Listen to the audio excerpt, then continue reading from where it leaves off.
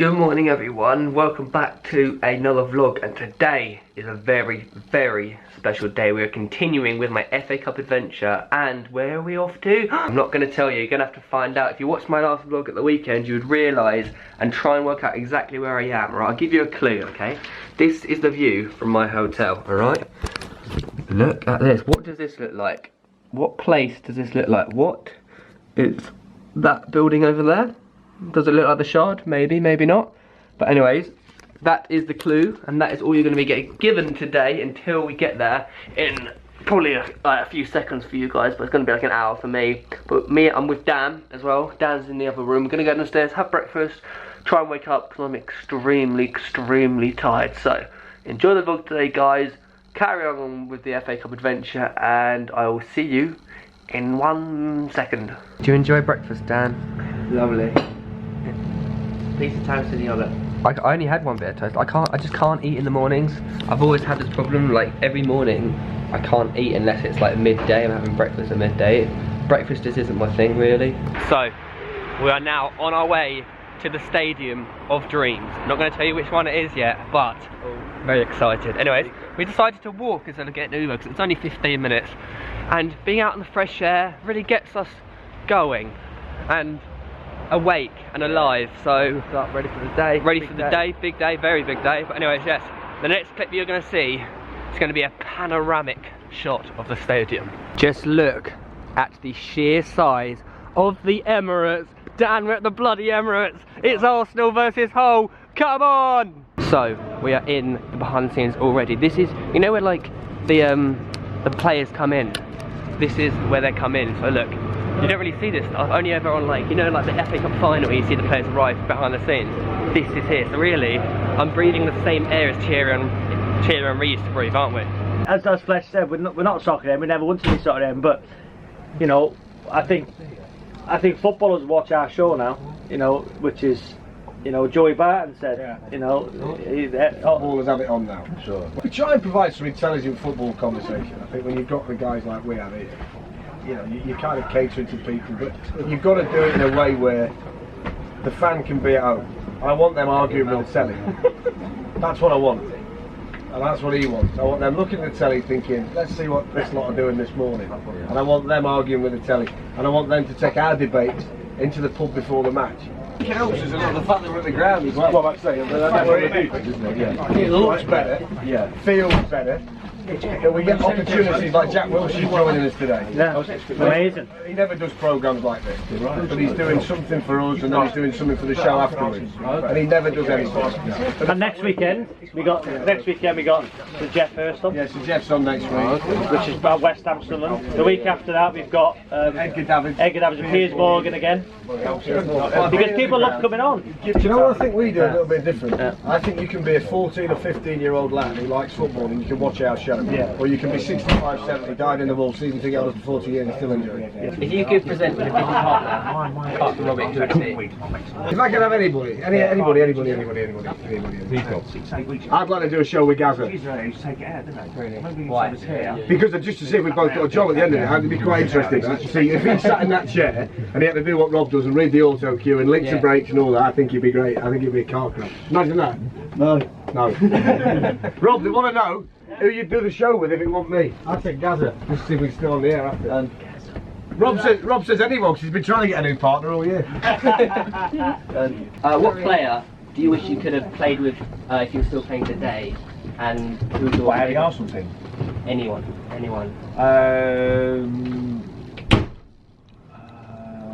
I would love to play with someone like Suarez.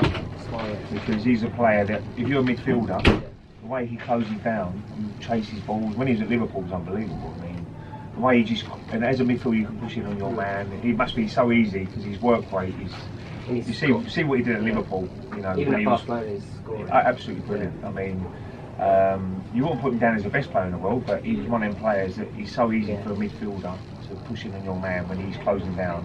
And you win the ball back in good areas. So if you've got someone in front of you with a work rate like him, it's so much easier if you're a midfielder. And who's the best player you played with back in the day? Best player? Yeah. It's out of probably Henry or Bergkamp. But Henry would change a game more than Bergkamp. But Dennis was the one who he turned up in '96, and probably he changed the whole philosophy of training and being a professional. And, you know, the English was like, wow, this is proper. Yeah. He's a proper player. And we probably changed our attitude a little bit. So Dennis was very important going forward for Arsenal. What was it like when Wenger came in? He was brilliant. I mean, was it a big change or? Well, training was amazing. I mean, I've never seen how he changed quickly. What he done so well, Wenger, was he always made your mind work. So he wouldn't do something for too long. Yeah. You know, sometimes you can do something and it's a bit, you lose the quality after probably 20, 25 minutes. But where people were doing it for so long, he knew exactly when to stop it and go and do something different and change your attitude. And you have to think straight away. To think something else, and made your mind work quickly. And it was all about, you know, the next pass, or you know, he was very good. But we didn't know who he was, to be fair, when he first turned up. You know, all the lads were saying, "Who's Arsene Wenger?" We didn't know who he is. But David Dean was a big factor in that, saying, "Well, this guy will take us forward, and he will be a big hit in Arsenal." But he didn't just change; he changed everything, didn't he? Well, you know, I think you don't get the credit of changing the back four as well. He was very lucky. He had the best back four probably going. I mean, he had Tony Adams, Steve Bold, Martin Keown, Lee Dixon, Nigel Winterburn, David Seaman in goal. So he had the bases. If you've got a good back four, you've got half a chance, because all he's got to do there is bring a bit of flair into the side as well. Obviously, Dennis Bergkamp was already there, Ian Wright was there.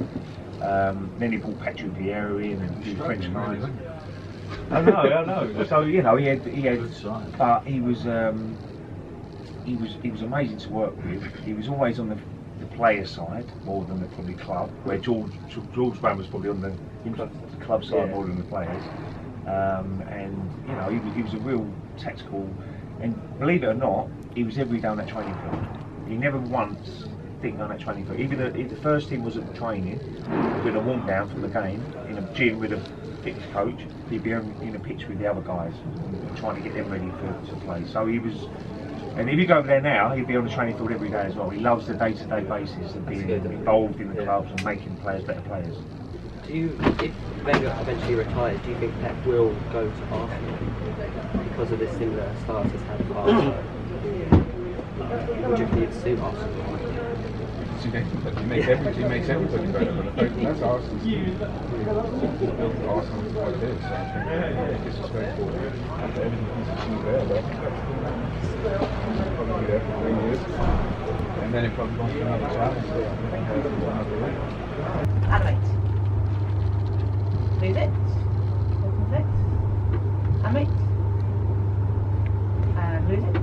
As you just saw, we just sat down with Ray Parlour, Ray Wilkins, Owen Hargreaves, Fletch and South, had a little chat with them. Very interesting about Arsene Wenger and Ray Parlour, wasn't it? Yeah. Really cool. But guess what I just left behind?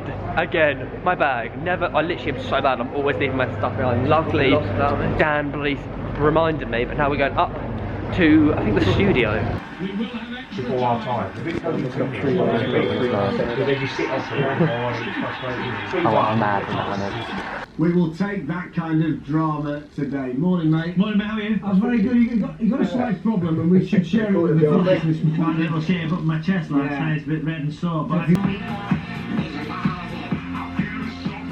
Good morning, everybody. Can't wait to have Jack Wilshere with us in the studio this morning. Joining us first up, though, two football legends, the Ray twins, Ray Wilkins, Ray Parlour. This is the truck where the match is actually cut on this original mixing desk. So the presentation stuff and all the stuff with Jake and the guys is done out of the truck next door, which I'll take you into. They're basically identical, aren't they? But ish in terms of components. But obviously, how many cameras have you got on this one, Jamie? 13 match cameras. What sort of, you know, all the animations just come up. What sort of software do you use to make those? Animations as in... Say like someone's name. Okay, they're Vision Trio machines. We have the Vision Trio, and there's a white, like a replay white, which the Vision mix will fire off. So when you go to replay, you can see that. So he's pressing the button to make that happen, and that wipes between shots. See the shots changing underneath it. So if we wanted to show something in game and we wanted to wipe to a replay, we would put that in, but yeah, they're Vision Trio. They're kind of specific like broadcast machines as opposed to like is the VT truck, VT videotape. Back in the day, it used to be tape machines. Obviously now it's not. There's these things here, which are these are the controllers for big machines called that are EVS machines. Yeah. Okay, so just had a little tour of the like. What do you call it? Studios? Like I don't know. It's like all of the sound engineers and stuff like that. It was really interesting. Like all the software they use is incredible. And now we are going bloody pitch side, aren't we? Oh my god! I feel like a player, Dan. I feel like a bloody player. Hey, look at the stadium's already starting to fill up. So I don't know if you can see over there, but it's BT Sport Studio, like outdoor studio. And look how I've never been this close to the pitch before. Like we're here, and everyone in the crowd was just shouting my name, and I felt cool. First look at the whole players just coming out to look at this stadium of dreams, isn't it, Daniel? It has zoomed it in. Oh my god. Brilliant. This is about me and you going head to head on a penalty shootout any time that you like. Only standing in for me will be Owen Hargreaves, who scored the Champions League final. I'm sure I'll beat him, no worries. Okay, ready? Yeah. What would you say your best experiences you've had within your collective career? I think my best experience, and equally my worst experience, is probably hosting Norwich City against Liverpool only 3 weeks ago. 5-4 defeat for us to carry on. It was the most remarkable game of football to host. One of the greatest ever Premier League games.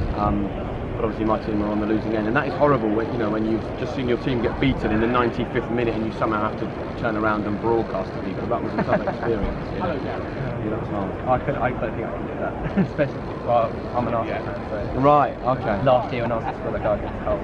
Hard. I went insane. Do you think we'll ever be able to know what goes in, like what the manager says to players at half time in the change room? I think they're introducing it in rugby, aren't they? Yeah, look, I am all for broadcasters getting more and more access all the time, and I think it is slowly happening. You know, we're getting more access to players. So, for example, today, when the game starts, I'm going to be interviewing Curtis Davis in the tunnel. We had Steve Bruce in the dressing room at Hull in the Premier League last season. I think teams are slowly starting to realise the broadcasters are so valuable to them, they have to offer us more access. You know, we did the FA Cup the other week at Chelsea, and Gus Hiddink, 5 minutes after the game was over, came out to the pitch side with us and had a conversation. That's all important for us. And I still think some areas need to remain sacrosanct, and I think one of those is probably the dressing rooms. But I still think that we're going to get more access slowly over time. I think the day will come where top Premier League games there is an agreement for us to have a camera in there at some point. It's just things like social media and Twitter comes in and took it closer to the sport. The broadcasters can't be left 20 paces behind everybody else. Wait, you heard it here first against Owen Hargreaves, the next penalty king. So my new pal Jake Humphries just interviewing Steve Bruce down there in the tunnel. We are inches away from the pitch. How close do you reckon I can get without getting told off? I'm about to run out of battery, so I'm just going to go up here. Oh, I'm too scared. I'm just too scared. I'm way too scared. This is bloody incredible, isn't it? Look at this. Look at all those legends. We're now in the bit you can see. You know when you're coming up from the tunnel, the bridge stand, we're in that area. Oh, look at all these photos. So over there is our BT private box, and this is where we can sit during the game. What a view of the stadium. Oh my god. Dan. We're in a bloody private box. What the blooming heck. Look at the view. Oh, this is crazy. Come on, Arsenal. Can we go get food now, though? Arsenal players warming up now. Let's have a little look what they got. El Nene, Flamini, Ramsey, Welbeck. That's Joel Campbell. Look at that. Do you reckon we could join in, Dan? I reckon we could.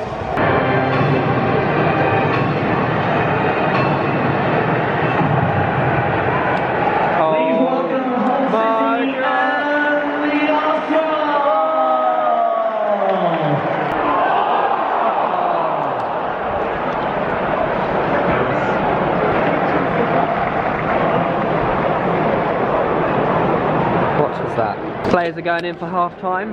It's 0-0. Arsenal have had some good opportunities. To be honest, we've been predominantly on the top, haven't we?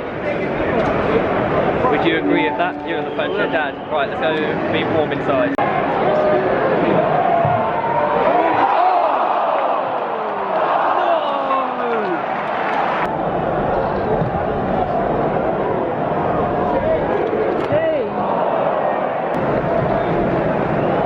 4 minutes added time, boys and girls.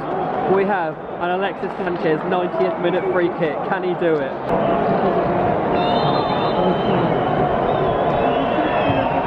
Oh God. Allez! Go on. Go on. Go on.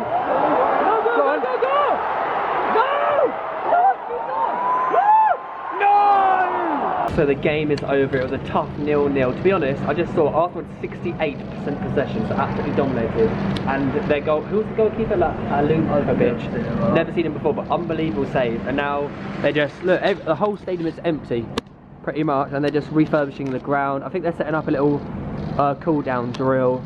But yeah, good game. Did you enjoy it, Dan? Yeah, it's good. Now it's time to go inside and have a hot chocolate. Nice hot chocolate.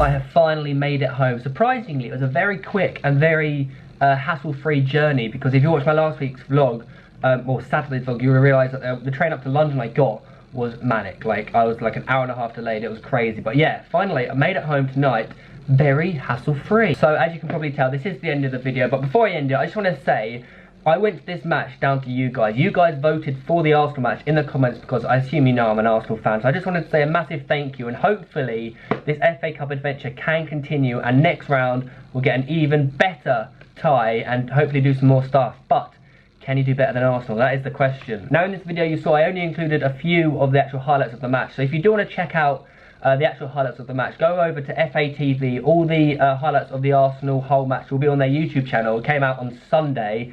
So 3 days ago for you guys. A link will be in the description below if you do want to check out the highlights of that match. I highly recommend it. Even if it was a 0-0 draw, Hull's keeper, oh my god, he played unbelievable, didn't he? But apart from that, guys, that is everything for this video. I hope you have enjoyed it. If you have, give it a thumbs up, and I will see you in the next round of the FA Cup, because this series, this FA Cup adventure, is mental, isn't it? So anyways, I will see you in the next video very, very soon. So until then, I'll see you later.